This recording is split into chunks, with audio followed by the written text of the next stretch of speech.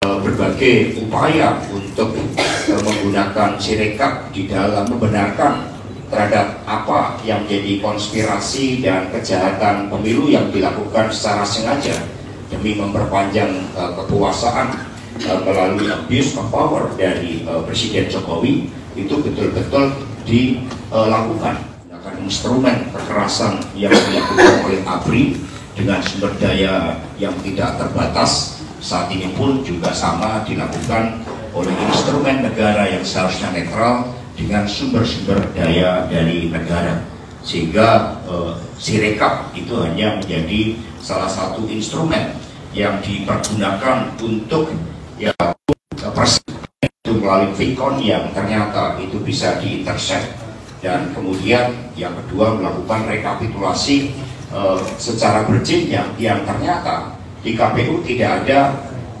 metadatanya.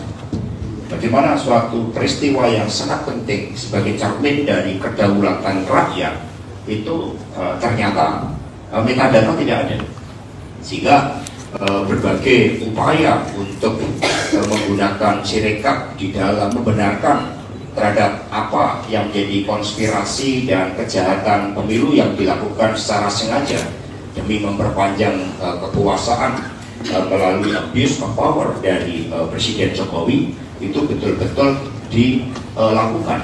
Nah, karena itulah kami menyambut baik adanya pembahasan ini, apalagi ada pakar IT, pakar hukum yang kemudian akan semakin membuka kebenaran itu.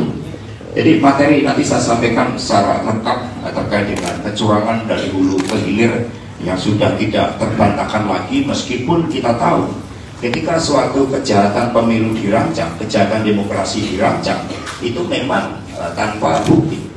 Tetapi di dalam perencanaan yang begitu masif karena sifatnya hulu ke hilir, otomatis membuka berbagai sisi-sisi kelemahan dari operasi yang dilakukan itu. Tetapi yang begitu sedih adalah kehadiran dari seluruh kejahatan demokrasi Orde Baru. Ada buku Pemilu 71 yang membuka mata telinga kita bersama, kesadaran kita bersama bahwa kejahatan pemilu yang terjadi kali ini, kejahatan demokrasi, ini bukan lagi menyangkut persoalan kekuasaan, tetapi menyangkut persoalan suatu masa depan. Prof. Romi nanti bisa memperkuatkan bagaimana ketika suatu bangunan negara, supremasi hukum itu dihilangkan. Bahkan mereka yang menjadi aparat penegak hukum itu nyata-nyata melibatkan diri di dalam suatu proses dari hulu ke hilir. Berbagai pengakuan sudah menunjukkan ketika rekayasa hukum di MK itu ada suatu intervensi, ada intervensi yang melobi suatu lembaga yang seharusnya merdeka, bebas dari campur tangan kekuasaan presiden, tapi ternyata karena ada hubungan kekerabatan, ada kepentingan politik, itu mudah diintervensi.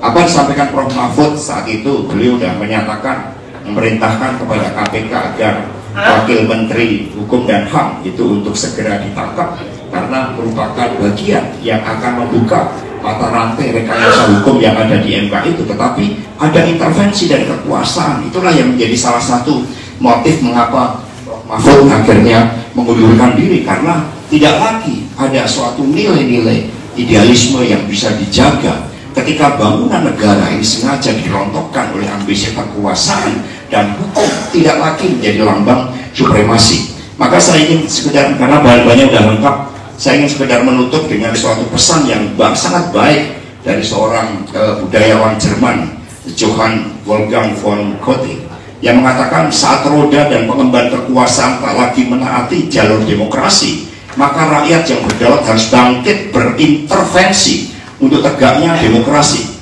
Ini wujud akuntabilitas publik demi kesinambungan demokrasi otentik. Demokrasi harus dikawal dari kecenderungan penguasa imperium, karena siapapun yang tertidur ketika demokrasi ini menghadapi ancaman, maka ketika dia bangun, dia akan menghadapi alam kediktatoran. Ini yang harus kita selamatkan, demokrasi yang berkedaulatan rakyat. Terima kasih. Wassalamualaikum warahmatullahi wabarakatuh. Dan nanti kami akan mendengar pemaparan yang pasti akan memperkuat tema kita. Merdeka! Baik. Download Tribun X sekarang. Menghadirkan lokal menjadi Indonesia.